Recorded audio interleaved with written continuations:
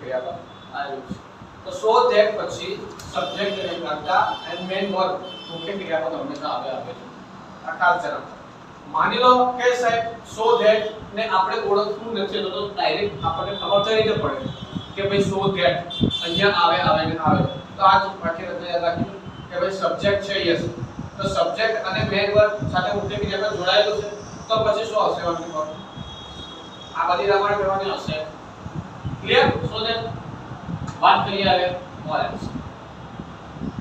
or else કે શું છે ઓર એલ્સ નો મતલબ થાય છે નહીંતર અથવા આ બધા કેવા છે ઓપ્શન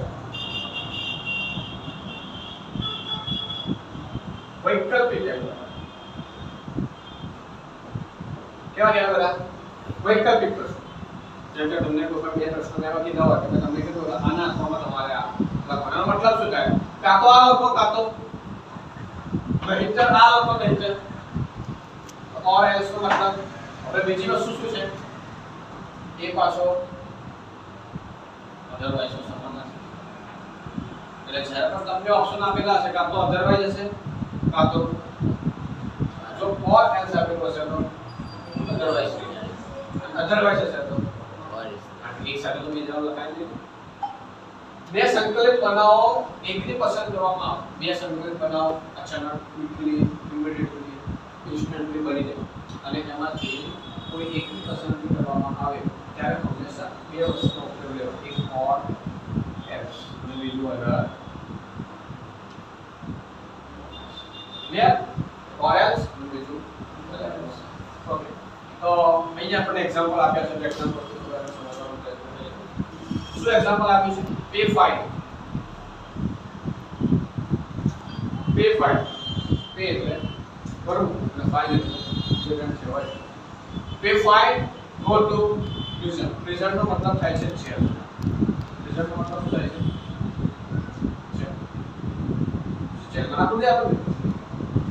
તો પે ફાઇન તમે દંડ ભરો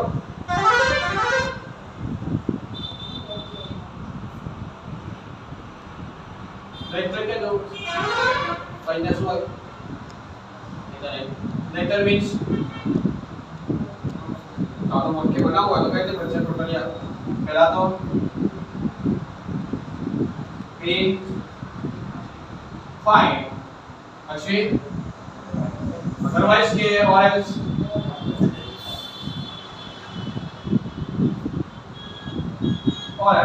go to